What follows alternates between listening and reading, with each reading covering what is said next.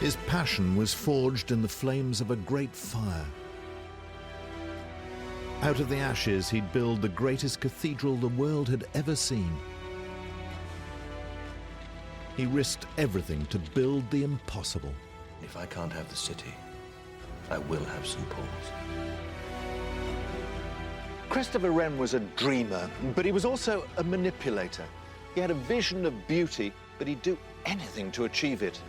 To his enemies, he was an upstart, but to his admirers, he was the greatest genius of the age. He was a child, surrounded by pygmies. Lord knows what would have happened to him if I hadn't rescued him. There is nowhere for us to march in solemn procession. We are only weeks away from laying the foundations. Arrogant, self-obsessed, presumptuous, a pimple on the noble face of architecture. He should have stuck to examining the entrails of maggots. It looks like a wedding cake that's been left out in the rain. It's a horrible, horrible mess. He built the most beautiful things this country had ever seen, things for which we were not always ready.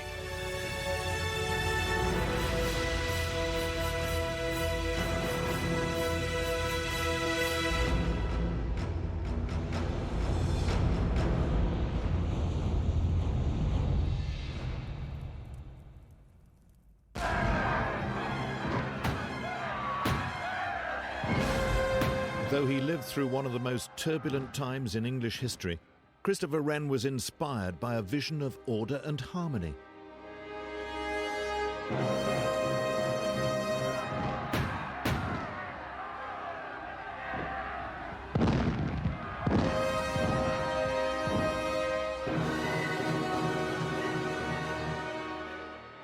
He was the official dreamer to the English king, charged with building a nation more glorious than any in the world. He planned to rebuild London as a royal capital to match imperial Rome. And this would be at its heart, Wren's great masterpiece, St. Paul's Cathedral. It took 35 years, 1,000 workmen, and 70,000 tons of stone to build it. But it was a miracle it was ever built at all. Wren himself lived in fear that his masterpiece would never be completed. To build this architectural wonder of the world, he'd have to seduce, persuade, bully, even deceive some of the most powerful figures in England.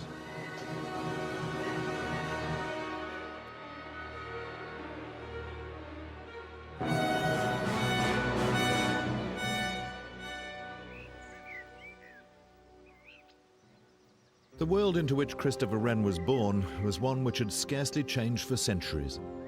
His father was rector of the parish of East Noyle in Wiltshire.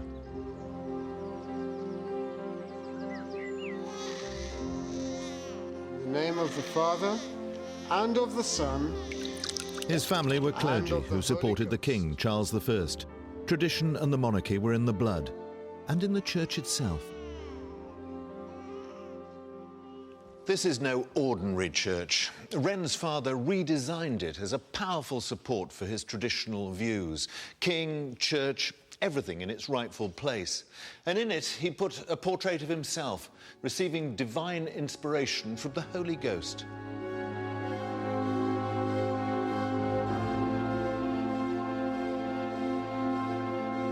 The king rewarded Wren's father for his support. When Christopher was 3, the family was summoned to Windsor Castle, where his father was appointed dean. Young Christopher played with the boy who would one day be his patron and conspirator, the future king, Charles II. At the court was security and peace. He dreamed of being a great scientist and astronomer. But the world was about to be turned upside down, and particularly the world of Christopher Wren. When the Civil War broke out and the monarchy overthrown, Windsor Castle fell to Cromwell and the family was thrown out.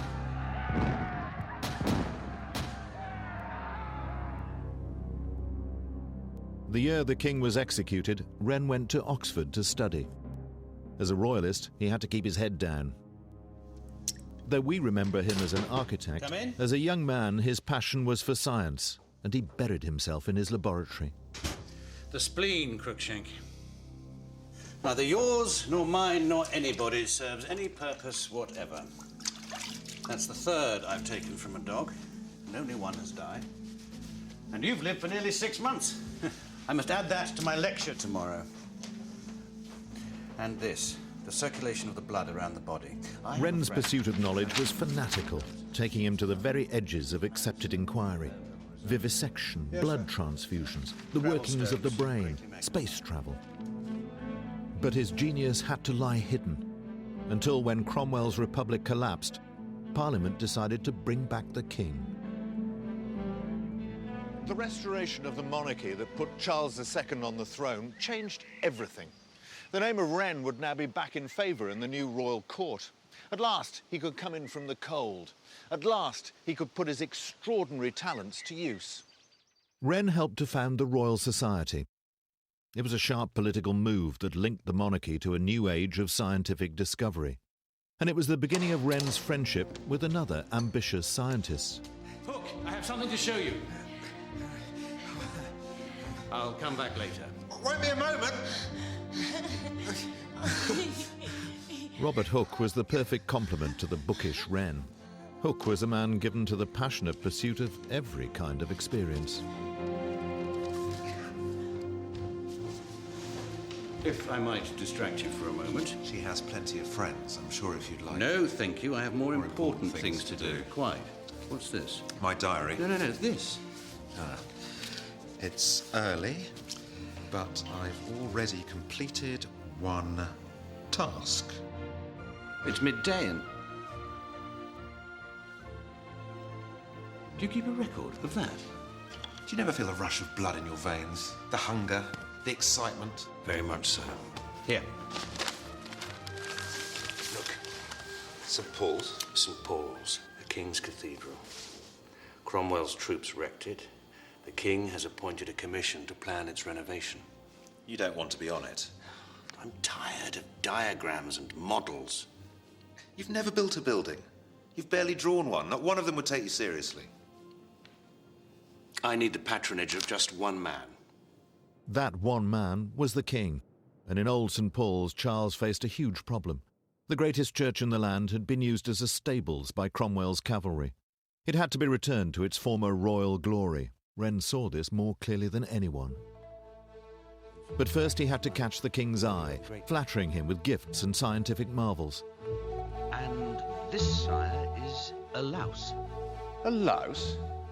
Truly? Precise and accurate in every detail. And this is a mite, a living nothing. In your Majesty's presence, the mere shadow of nothing. What's this? A woman's art? The eye of a common fly, seen through a microscope. If your Majesty could accept such extreme littlenesses as these, you will be like that divinity who shows greatness even in the smallest of his creation. Just as lenses allow us to see infinity in small creatures, they also allow us to see detail in objects a near infinity away. Ah. The world. No, sire, it is... The moon. Precisely. A lunar globe.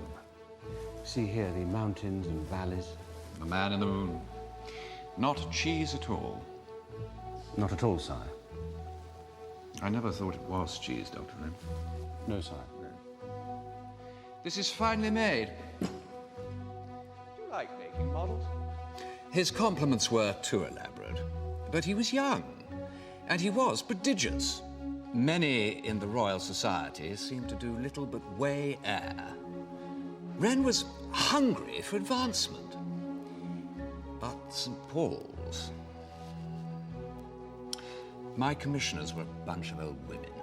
I knew quite well Wren would make them piss their britches. Wren's way of getting what he wanted was instinctive. Go to the top, use the family name, don't wait to be asked, and expect to make a few enemies on the way. Who did he think he was? I had travelled to Paris, I'd lived in Rome, I'd studied in Florence. I was one of the most sought-after authorities on modern architecture.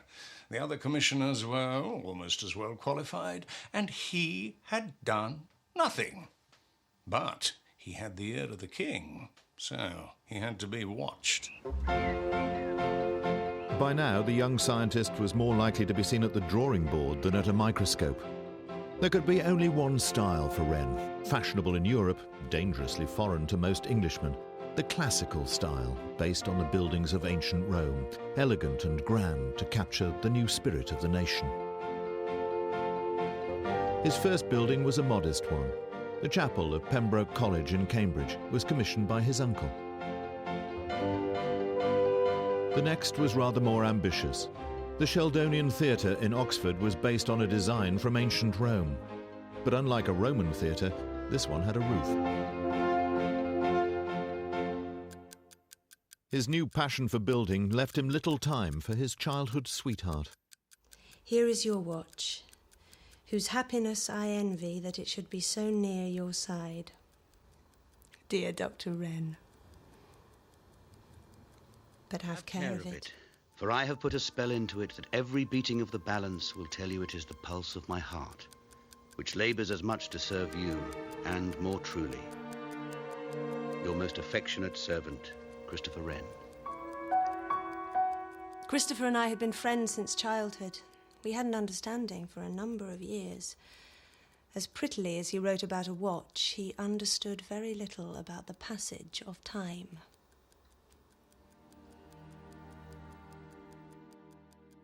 But Faith was to wait longer still.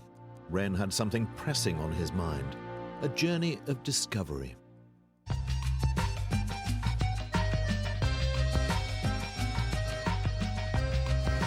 Wren knew that if he wanted to make a name for himself, he had to find out what was going on in Europe. Unlike his contemporaries, he'd never seen the glories of classical Greece and Rome. Instead, he came to the Paris of Louis XIV, the Sun King. French architects were turning the city into a showpiece for the monarchy.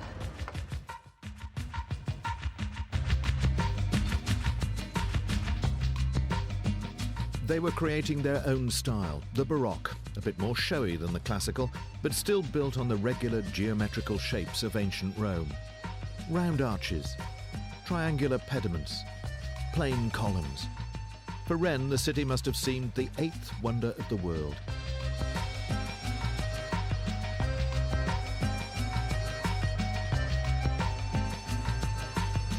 At its heart was the Palace of the Louvre, the last word in continental style.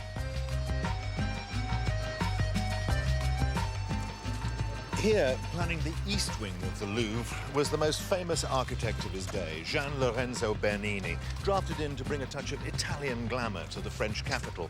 As soon as he got here, Wren asked for a glimpse of Bernini's secret plans. Bernini's designs of the Louvre I would have given my skin for, but the old reserved Italian gave me but a few minutes' view. But he got more than a glimpse of the awe and respect that a great architect can command, and he liked what he saw. Above all, he was thrilled by the scale of the operation. The Louvre was my daily object, where no less than 1,000 hands were constantly employed in the works. Paris fired his ambition, and for the first time he encountered something that would change his life.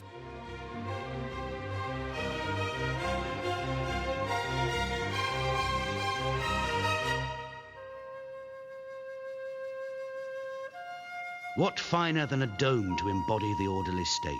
Great forces pulling in different directions, but held in check to keep the structure whole. The hemisphere of heaven brought down to earth. So, of course, he wanted to build his own. You can see why.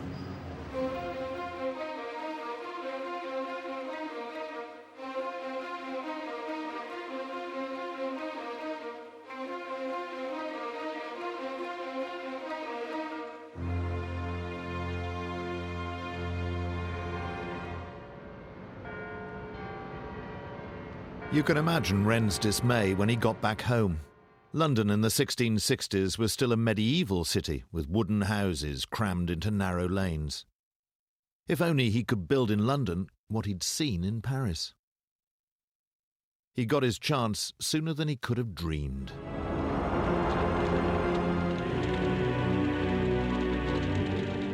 On the night of the 2nd of September 1666, a fire broke out in a baker's shop near the Thames. The Great Fire of London burned for 5 days and left the capital in ruins.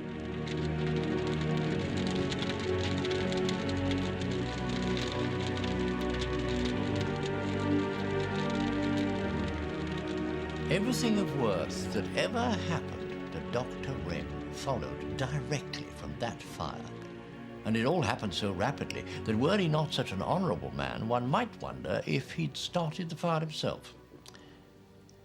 Perhaps there was more going on in that laboratory of his than we'd suspected.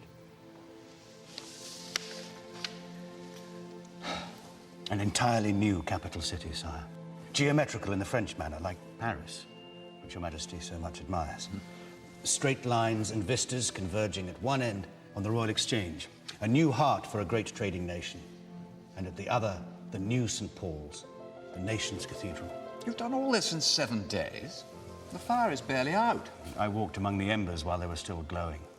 Out of the ashes, a great city will grow. Yes, I see. Sire, it would be worthy of you, of our great nation. This is quite beautiful. Finely balanced and conceived. I congratulate you, Dr. Wren. He worked endlessly on his plan. Buildings, porticos, piazzas. He told me about it many times. It was wonderful. He was certain the king would approve. Of course, he had no time to talk of marriage. Some women, I know, would have protested, but a new London. If Wren's plan had been accepted, the City of London today would look utterly different. A place of symmetry, elegance, and space. It was an amazing piece of cheek. Wren was a man with scarcely a building to his name, proposing to reconstruct London from scratch. And he was a scientist. It was rather like Einstein or maybe even David Attenborough, suggesting he'd be allowed to design an entire new capital. Here at last was a man who could see beyond what lay in front of his nose. I'd been right about Wren. His London, my London, Carolopolis, would make Paris or Rome seem like country towns. His plan was bold and exciting and, as it turned out, quite impossible. Rebuilding the ruined city proved less simple than Wren had hoped. People who owned the burned-out plots of land still had property rights to them. It would have meant chucking out half the population of the city. Scarcely the kind of thing to endear the people to their newly restored king.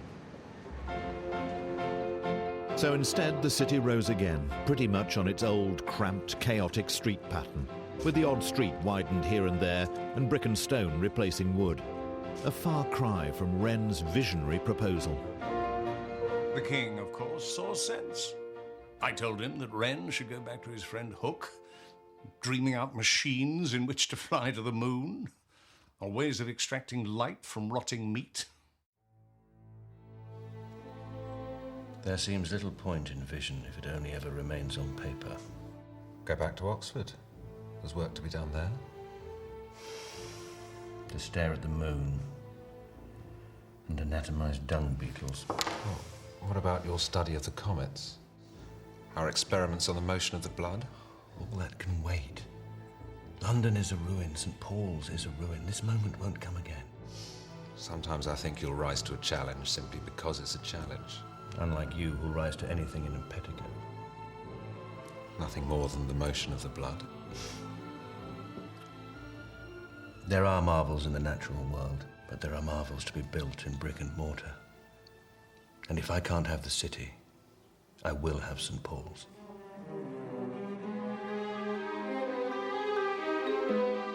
Wren got a place on the commissioners for the rebuilding of the cathedral.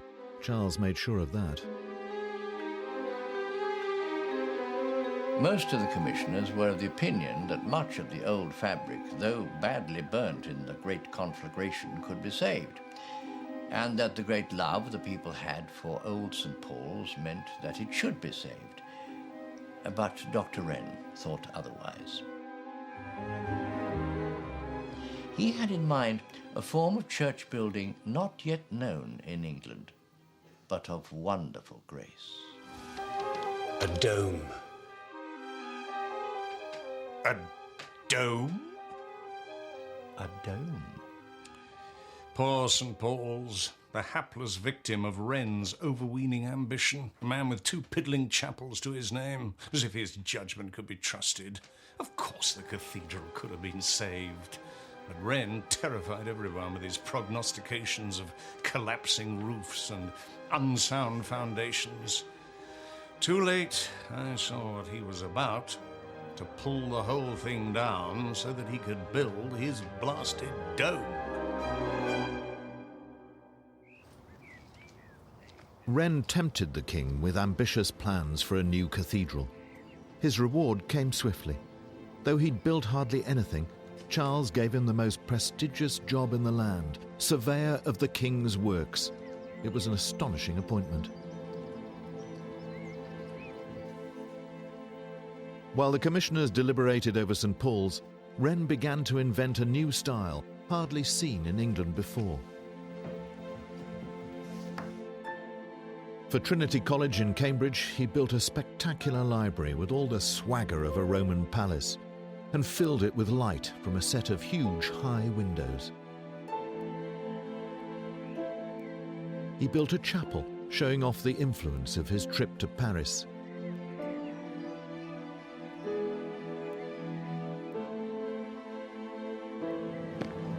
And on a hill outside London, at Greenwich, he designed a modern observatory for Charles II. Those gifts of lunar models were beginning to pay off.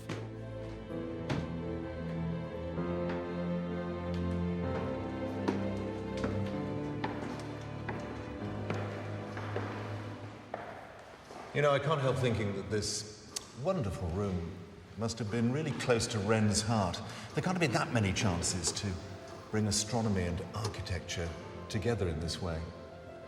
It was used for, I suppose you'd call it, celebrity stargazing. The king and his courtiers would come here to look at comets and eclipses and shooting stars. All those marvels of 17th century astronomy. At last, Wren found himself driven by a sense of purpose. Architecture builds a nation. It holds a people together and makes them love their native country. Every building should aim at eternity.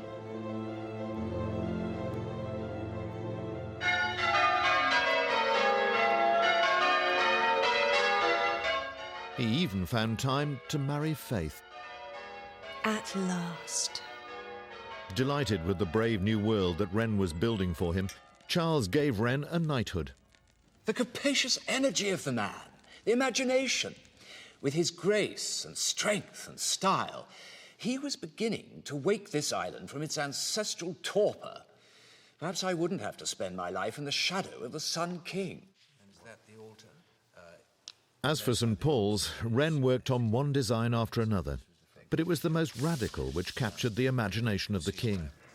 For Wren, there was no question now of saving the old building. Both men wanted a new cathedral for a new age.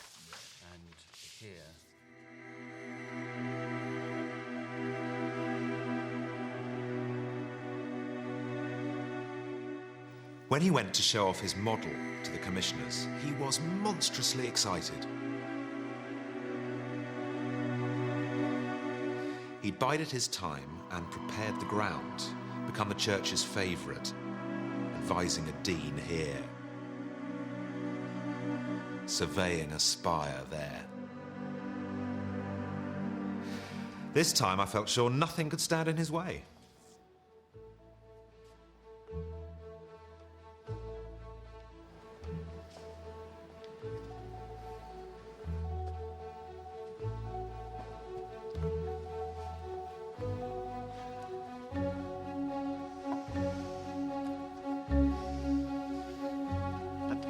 Where is the nave? There is nowhere for us to march in solemn procession. His Majesty requested a bold, modern design. I'm sure it would look very good in Rome, but it's hardly a Protestant cathedral. I'd say rather more St. Peter's than St. Paul's. Popish, to put it bluntly. It has been approved by the king. But now His Majesty seeks our approval. We are only weeks away from laying the foundations. I must say I was rather fond of the old St. Paul's. The steeple, all that fine stone cutwork. Couldn't it be a little more Gothic?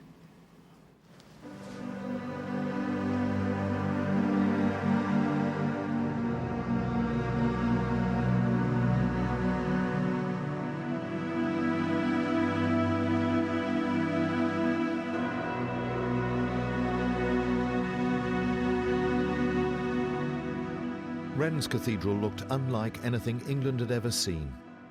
It was really just a huge dome, nothing like the conventional cathedral design with a long nave leading to an altar at the end. Once again, the dreams of great men were about to be watered down by boobies. The church folk didn't like it, so what could I do? I could feel my father's ghost at my shoulder, reminding me that it doesn't pay for a king to cross his people. I told Sir Christopher he would have to draw up another plan. A monarch counts few subjects among his friends. It pained me to wound one of that number. I was with him at times of great sorrow, his father's death, the loss of his children. He was deeply affected by them all. But I saw him weep only once, when the great model was rejected. I thought it would break him. Instead, it made him cunning.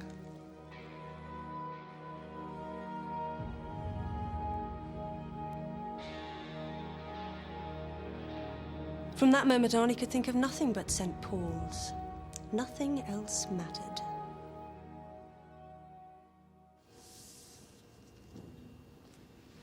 Well? Well? What do you think? I think it's hideous. But I've given them everything they asked for. It has a nave, a spire, a portico. Look at the pillars, the sweeping steps. I've even given them their decorative crinkle-crankle.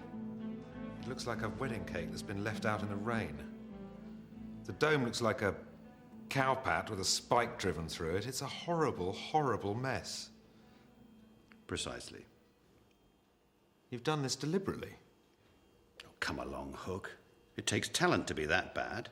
This is one of your schemes. Even they, imbeciles that they are, could not approve this design. And when they reject it, I will flatter their good taste and woo them again, back to the original plan. It was the biggest gamble of Wren's career. He'd moved from the bold vision of the great model to a mishmash of styles that nobody could possibly have taken seriously. That was the idea, anyway. But would it work?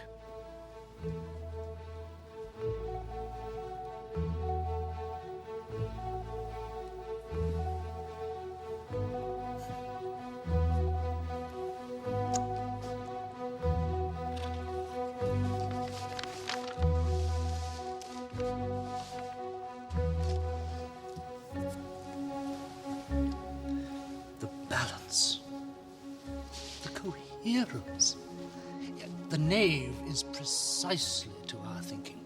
And the embellishments are truly magnificent. A touch of the old, a peppering of the new. Eh, Sir Christopher?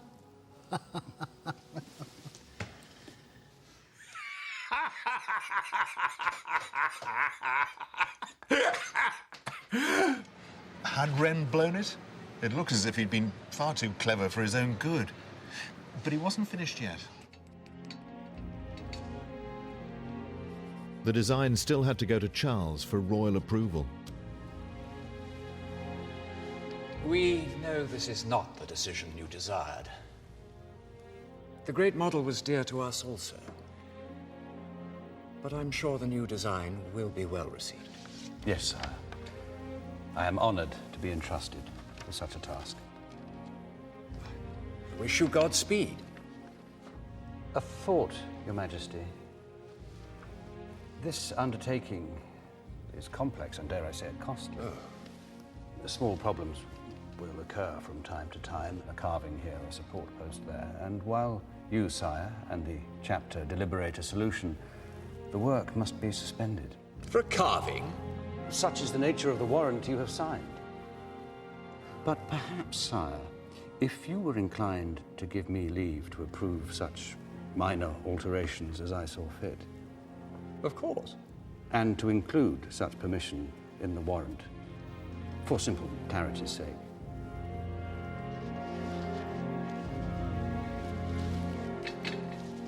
Of course, the word minor may be interpreted in many ways.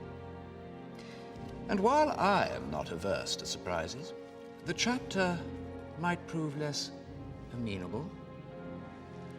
Though sadly, if an alteration were complete and too expensive to change, their anger would be of no consequence. Sadly, sire. A word, Sir Christopher. Caution. The king's unspoken conspiracy with Wren, letting him make all the changes he felt he needed, looked as though it might get Wren off the hook, but there was a long way to go. Far from being devastated at the acceptance of his strange design, Sir Christopher seemed delighted. In time, we were to learn why. Before work could start on the new design, the old cathedral had to come down. Wren's approach was typically direct. He blew it up.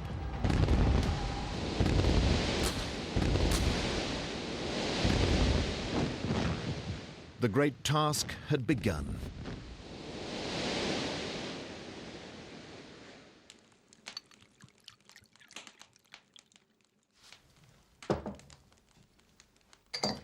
Every day we move great mounds of rubble, and I find bits of pottery, scraps of bone, all the way down to Roman times. Every day I feel closer to something ancient in that earth, something that was once great. I should like to come one day and see for myself. What is it? Today I had an omen. You don't believe in omens.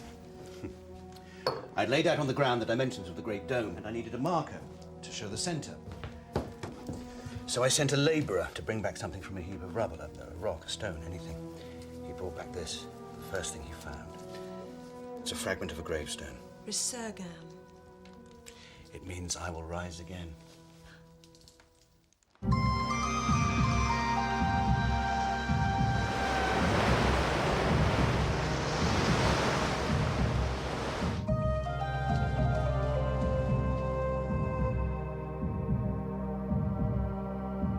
To build the greatest cathedral the country had ever seen, Wren needed stone, unimaginable amounts of stone, and the best kind.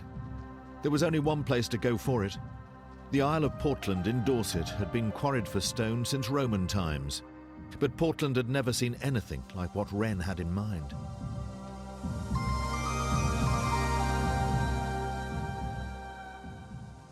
The first thing that Wren did as surveyor was put a ban on the export of Portland stone.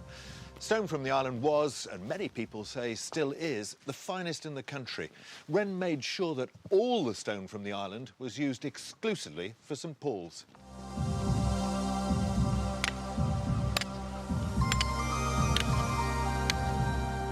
The islanders considered themselves a race apart and a law unto themselves. They were a difficult workforce, but Wren proved a tough employer.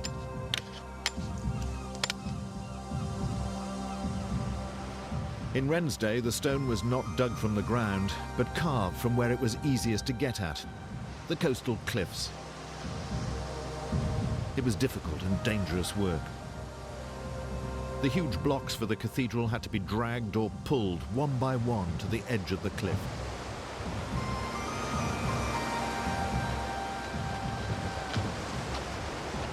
What they had to do then was attach great chains to the block, which is still only roughly carved, and then lift it off by crane onto a boat for its journey to London by sea. And of course, they had to keep the seawater off it to stop it from staining.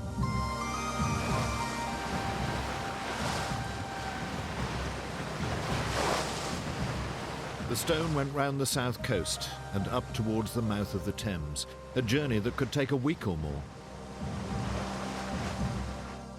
Each vessel could take at most 150 tons, and the total weight of St Paul's is 70,000 tons. So it took at least 500 journeys up and down along the coast.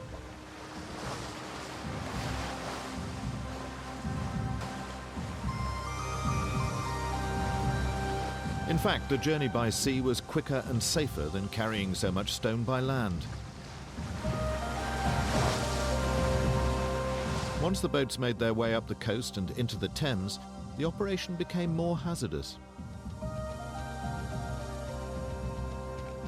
To haul or winch a single large stone from the riverbank up into the cathedral precincts could take anything up to a week and cause huge disruption. The making of St Paul's was rather like the building of the pyramids. There was hardly a man, woman or child living in London who was not affected by it.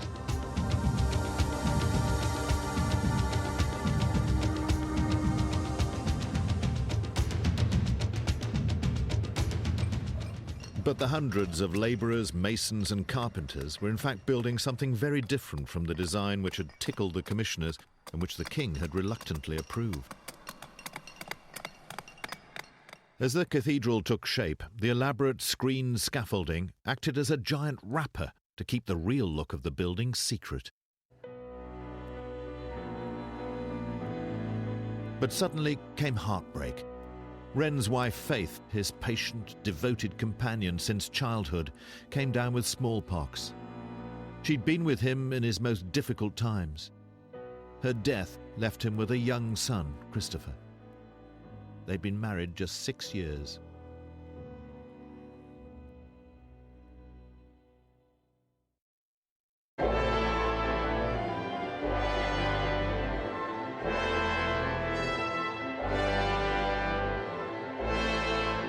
Wren sought comfort in the only way he knew how. In a frenzied burst of creation, he took charge not merely of St Paul's, but over 50 new churches for the burnt-out city.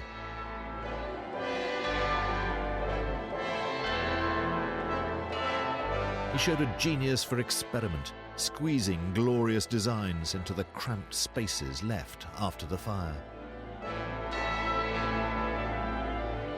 The city churches were a miracle of invention. No one steeple or tower resembled another.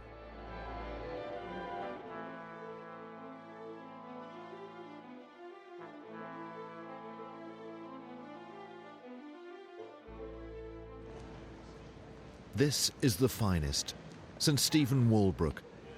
From the outside, it doesn't promise much. Inside, it's a different story.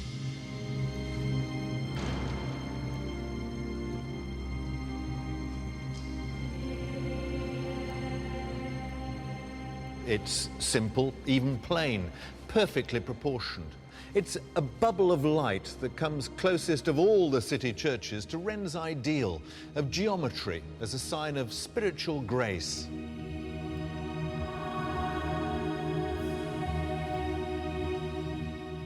I place all my trust in a rich and stately plainness. Nothing can add beauty to light.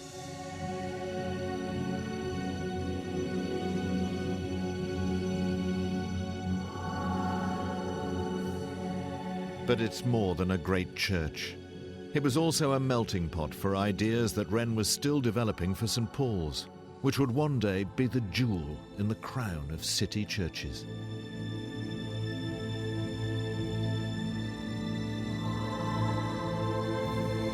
By the end of the century, Wren had transformed the London skyline. Its elegant forest of steeples owed everything to him. All of a sudden, every building project in London was his. The rest of us had to make do with a townhouse here or a chapel there. He seemed to think he'd been called upon to rebuild the entire capital. And this was the most extraordinary of them all. The monument was built to commemorate the fire of London, but to Wren and his friend Hook, it was something else altogether.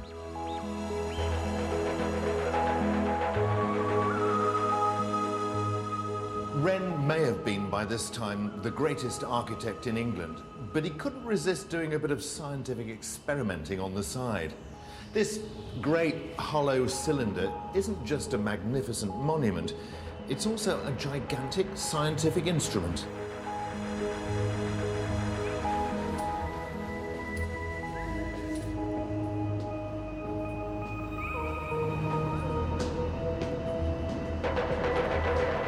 Its enormous height and precise construction enabled Wren to carry out experiments. Would atmospheric pressure change at different levels of the shaft? Would the force of gravity make a weight heavier at the bottom than the top?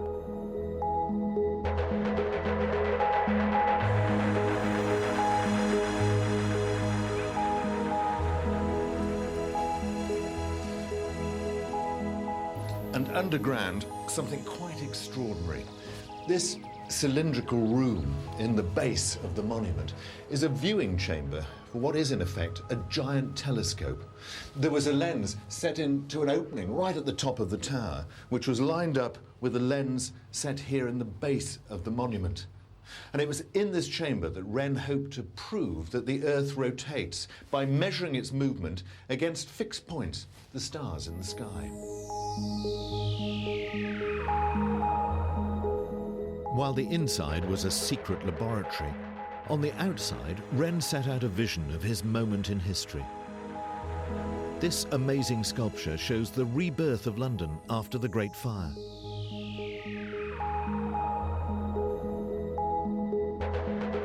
This poor creature represents the shattered city, being comforted by the winged figure of time.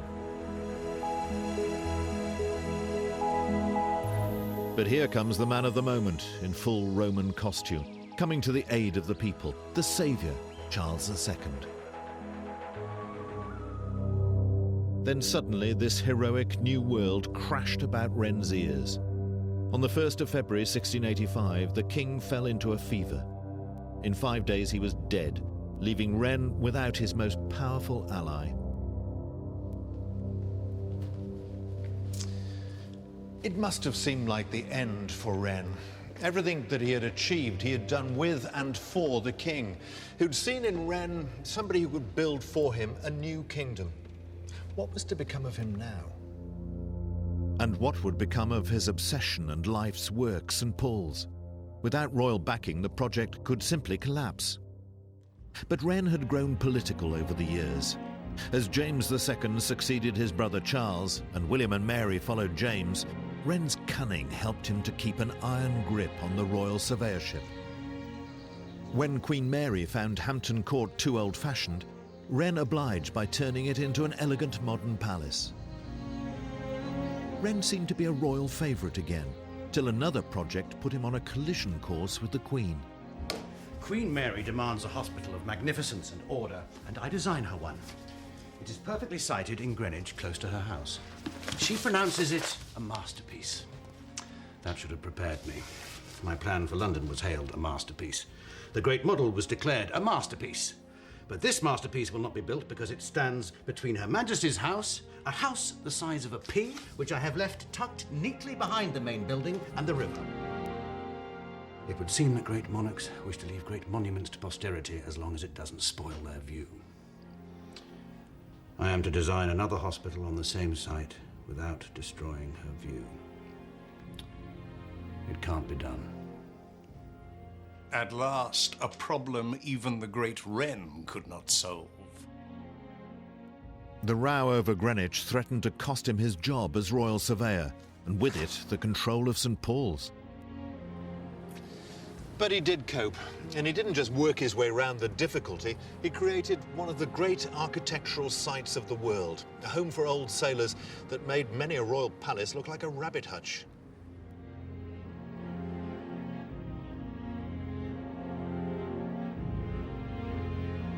Wren turned the Queen's demands into an incredible composition, more like a landscape than a building, with great massed blocks receding into the distance, with the Queen's house, just as she had insisted, right in the middle. Once again, Wren proved his unique gift, to be able to satisfy himself and his political masters. When the money for St. Paul's seemed about to run out, Wren became an MP and made sure a tax on coal went to the building of the cathedral. But incredibly, Wren still had no idea just how he was going to build the dome. Now, a dome is an extremely tricky thing to construct, much more difficult than a steeple, for instance. It's heavier, obviously, and it pushes outwards all around the rim. So the bigger the dome, the greater the chance it'll simply fall down. It also has to support a lantern, at what is its weakest point, the centre.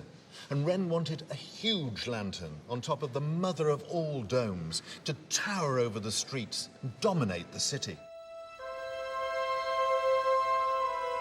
Some 20 years after work had begun, Wren was still wrestling with the problem. As construction got underway, it became clear he'd underestimated the stresses involved. The supporting pillars underground in the crypt weren't holding up properly. It was just too expensive to build the pillars of solid Portland stone. So they consisted of rubble mixed with mortar and encased in stone. Now, these pillars down in the crypt were wider, so the ones above rested on the rubble core. And the heavier and heavier they got, the harder and harder they pressed down on the core and not on the casing. The result? Potential catastrophe.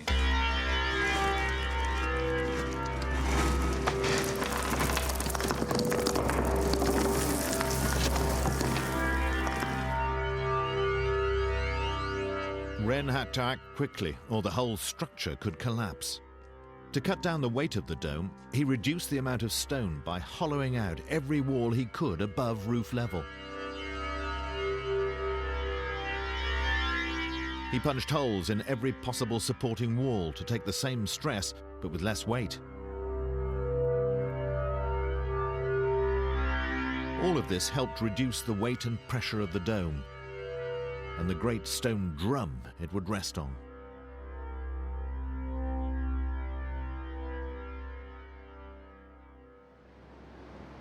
Around the base of the dome, he tied a giant chain. It's in there still, buried in the stone. The idea was to contain the massive thrust of the dome as it pressed outwards on the base, threatening to burst it. But Wren wasn't finished yet. He was hell-bent on building the biggest dome he could, something that would lift him into the circle of the world's great architects with Bernini and Michelangelo. The problem was, from inside the cathedral, such a huge dome would dwarf the interior. His solution was a radical one: 2 domes, a tall outer one and a shallower inner one. The inner one is what we see from below, inside, perfectly proportioned to the interior.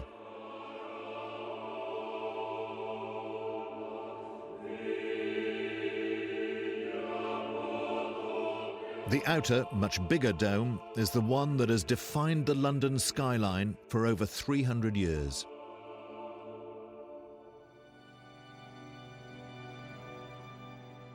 And there's another stroke of genius. We're now in the space between the inner dome and the outer dome, which is supported by these big wooden struts here. But Wren's ingenious trick was a third structure between the two, this great hollow brick cone, which is on the same circular base as the inner dome, but it rises until it touches the skin of the outer dome right at the top. The tip of the cone takes the weight of Wren's great stone lantern. The cone forms a rock-solid structure on which to tie in the outer dome with a forest of wooden beams, the skeleton that keeps the body of the dome together.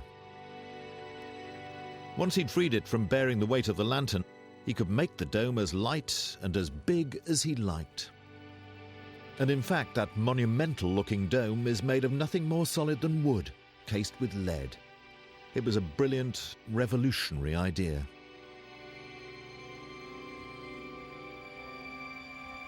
At the top of the dome, Wren punched holes to let light flood through a halo of internal windows. The hemisphere of heaven brought down to earth. Nothing can add beauty to light.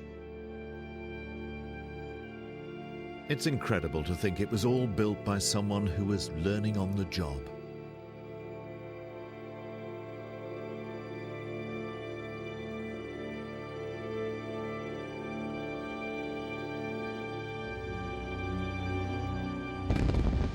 But while Wren was still working this out on paper, events in the outside world threatened to sink the project altogether. War with the French blocked the supply of stone from Portland for 2 years.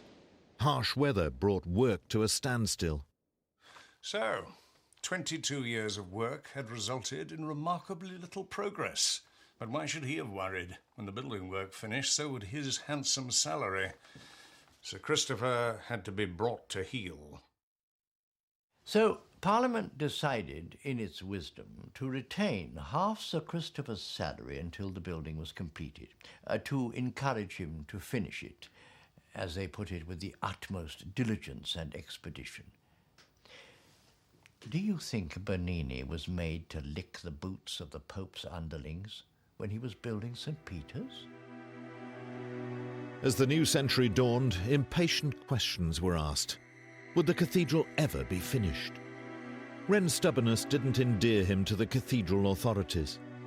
Once again, he sought royal help. The new Queen Anne was now the 5th monarch that Wren had to serve. You know, Sir Christopher, a cathedral should be like a queen. A thing of awful beauty. Is my St. Paul's almost ready? Work proceeds apace on the statue of Your Majesty to stand on the front piazza. I hope you will be pleased. I had planned a great railing to surround it. Oh, I should like that. But unfortunately, the commissioners will not allow me to employ a good craftsman. They would surround me with an inferior railing. I will see to that.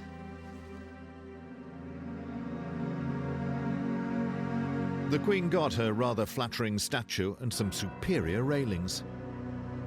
But Wren's problems only deepened, and he was accused of corruption. Embezzlement? Fraud? I have profited nothing. It is the commissioners. This is their vengeance. They will not wrest control of the cathedral from me. Not now. Pray God I live to see it completed. Of course, I knew that Uncle Charles and my father James and Mary, my sister, and William would be looking down from heaven, consumed with envy, because I was the one who was going to open St. Paul's.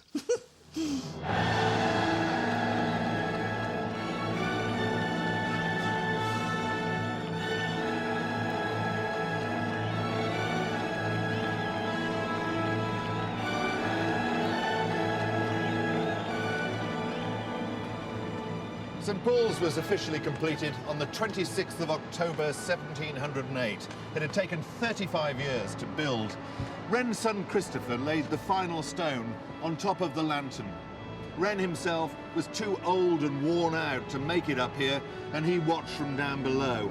For the first time in English history, a cathedral had been built by one man, and it had been completed in his lifetime.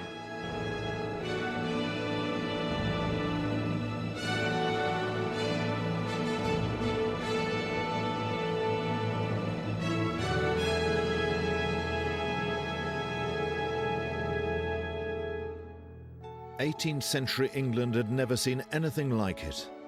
The vast structure dominated the skyline like an enormous spaceship. St. Paul's was, of course, a wonder. A miracle, a glory to God. Wren had done it. If the whole art of building were lost, it might be recovered and found again in that mighty church. It is said that when the Jews saw the Second Temple, they wept. And so I wept as I remembered old St. Paul's, and I was not alone. Its successor is nothing but an ugly excrescence, lumbering and gross. It is a place where, instead of remembering God, men think only of Wren. No doubt, exactly as he intended.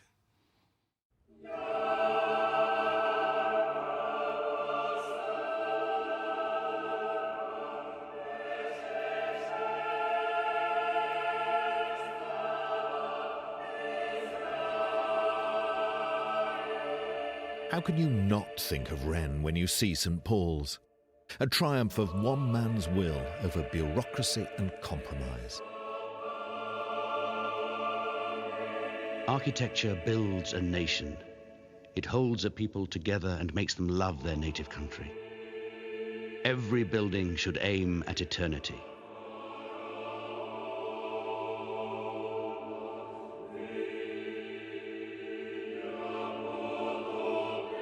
Over the centuries, St. Paul's has become just what Wren dreamed it would be, surviving even the Blitz, a symbol of the nation's endurance.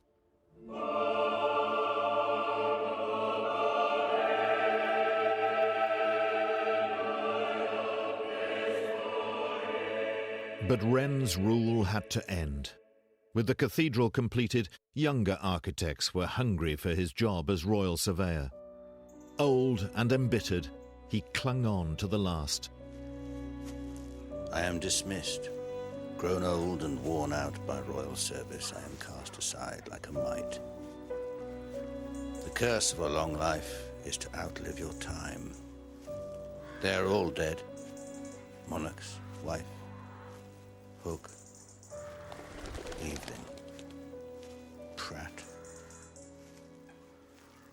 May I be as pleased to die in the shade as in the light. I should have been a physician. At least I would be rich. The excitement of new things, the smallness of a louse, the vastness of the universe. But Charles tempted me with the surveyorship, and I was weakened by ambition.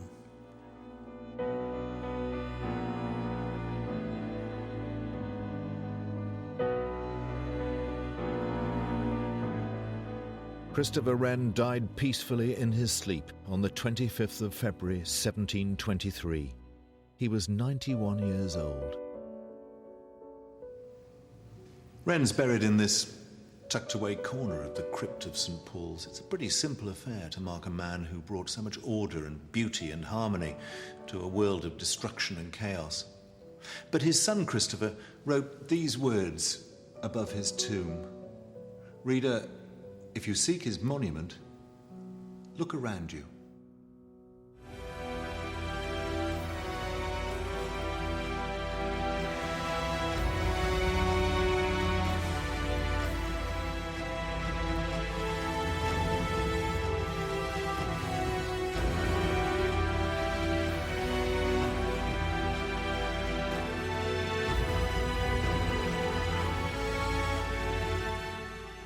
A reminder that Time Watch returns to BBC Two next Friday at 9, exploring why the Romans built amphitheatres wherever they conquered.